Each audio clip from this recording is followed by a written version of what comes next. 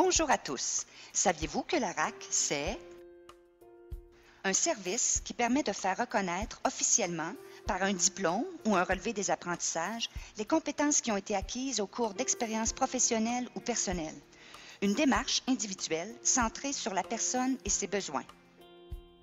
Un service distinct de celui de la formation traditionnelle, proposant de multiples avenues, qui pourraient s'avérer moins contraignantes dans le temps pour faire reconnaître ou acquérir des compétences. Un service gratuit qui demande néanmoins un investissement personnel. La RAC permet de faire reconnaître officiellement des compétences acquises autrement que par la formation traditionnelle. Compte tenu des avantages que présente la RAC pour les individus et pour les entreprises, ce service bénéficierait d'être mieux connu. Principes fondamentaux. Une personne a droit à la reconnaissance sociale de ses acquis et de ses compétences dès lors qu'elle fournit la preuve qu'elle les possède. Un deuxième principe fondamental. Une personne n'a pas à réapprendre ce qu'elle sait déjà ni à refaire dans un contexte scolaire formel des apprentissages qu'elle a déjà réalisés dans d'autres lieux selon d'autres modalités. Et finalement, une personne doit être exemptée d'avoir à faire reconnaître de nouveau des compétences ou des acquis qui ont été évalués avec rigueur et sanctionnés à l'intérieur d'un système officiel. La reconnaissance des acquis et des compétences peut s'appliquer pour des personnes actives ou non sur le marché du travail, souhaitant ou ayant besoin qu'on leur reconnaisse une ou plusieurs compétences afin d'obtenir une promotion, conserver leur emploi, changer d'emploi ou intégrer le marché du travail dans un domaine dans lequel elles possèdent des compétences. De plus, la personne doit démontrer avoir acquis des compétences non officiellement reconnues. Le moyen pris pour les acquérir importe peu. Il faut se rappeler ce que la RAC peut apporter à un individu. L'estime de soi, la motivation, la polyvalence, un accomplissement personnel, une reconnaissance de son plein potentiel, une meilleure stabilité d'emploi, une progression plus facile dans son cheminement de carrière, une reconnaissance officielle de ses compétences et la fierté de faire partie des travailleurs diplômés.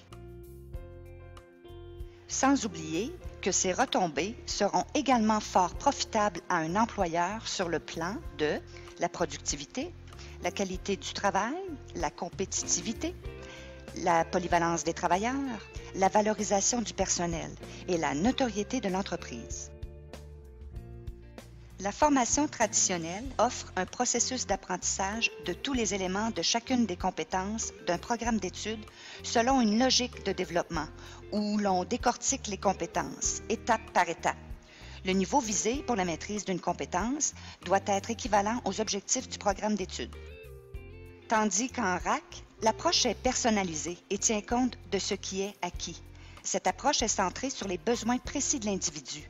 Le niveau visé pour la maîtrise d'une compétence doit être équivalent à celui d'une personne en fin de formation. La formation traditionnelle est davantage accessible à des jeunes en continuité de formation, aux travailleurs en chômage et désireux de réintégrer le marché du travail comme diplômés, et à des personnes sans emploi qui peuvent et acceptent de faire un retour aux études à temps plein. La reconnaissance des acquis et des compétences convient à des personnes ayant le besoin ou le désir qu'on leur reconnaisse une ou plusieurs compétences. L'obtention d'un diplôme n'est pas toujours l'objectif poursuivi. Généralement, elles ne souhaitent pas faire un retour aux études à temps plein. La formation traditionnelle et le service de reconnaissance des acquis et des compétences s'adressent à des clientèles différentes. Aux fins de diplomation, ils sont complémentaires. Il faut se rappeler que les personnes qui s'y intéressent ont un passé, des aspirations et des besoins différents. Et surtout se rappeler que la RAC a comme référentiel les programmes d'études professionnelles du ministère.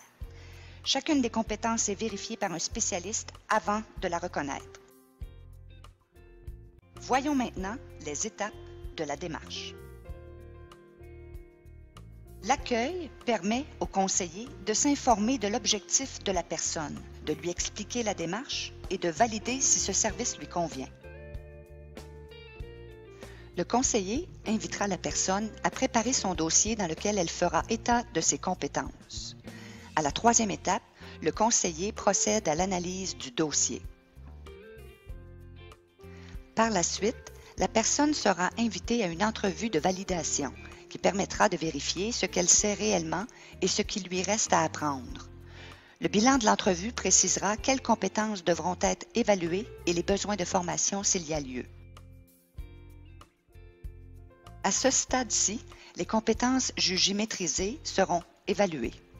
Pour les compétences manquantes, le conseiller proposera un plan d'acquisition de compétences adapté aux besoins de la personne candidate.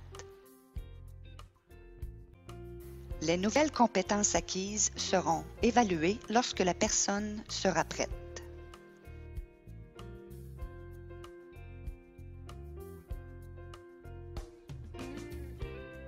La personne doit être suffisamment disciplinée et motivée pour s'investir activement à différentes étapes de la démarche. On parle par exemple de la préparation de son dossier, preuve de scolarité, lettre d'employeur, la préparation à des évaluations qui permettront d'officialiser ses compétences et l'acquisition de compétences ou d'éléments de compétences par divers moyens, autodidactie, lecture dirigée, pratique en atelier, stage, formation, etc. Pierre travaille à temps plein dans une usine de maisons préfabriquées. Il a lui-même construit sa demeure ainsi que celle de ses 2 enfants.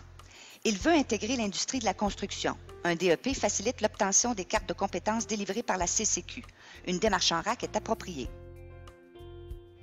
Alena a suivi un cours de comptabilité dans son pays d'origine. Elle a travaillé pendant quelques années dans une banque. Depuis qu'elle est au Québec, elle n'arrive pas à trouver un emploi dans son domaine d'études, malgré plusieurs entrevues. Les employeurs exigent qu'Alena fasse valider ses compétences pour un diplôme en comptabilité. En tant que bénévole, Marie s'est habilitée à utiliser le traitement de texte et d'images pour réaliser diverses tâches, rédiger des convocations, des ordres du jour et des procès-verbaux, adapter des images pour des campagnes de publicité et gérer la correspondance. Son conseiller en emploi lui recommande alors une démarche de RAC en secrétariat. Robert travaille dans un atelier de soudage depuis l'âge de 16 ans. Son employeur exige la maîtrise des procédés de soudage sur aluminium pour un nouveau poste de contremaître. Robert connaît bien ces procédés. Une démarche de RAC lui permettra de faire reconnaître officiellement cette compétence. Plusieurs travailleurs ont intégré l'industrie éolienne par le biais de formations sur mesure. Ils ont acquis au fil du temps d'autres compétences. La cadence de mise en place de nouveaux parcs éoliens s'essouffle. Certains d'entre eux entreprennent une démarche de RAC en soudage-montage pour obtenir un DEP. Francine doit posséder son DEP pour être éligible à un prêt qui lui permettrait d'acheter l'érablière familiale.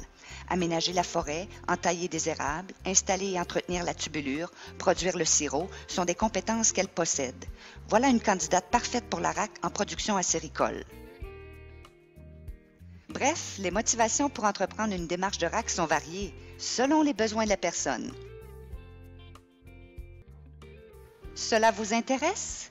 Nous vous invitons à communiquer avec le centre de formation professionnelle le plus près de chez vous.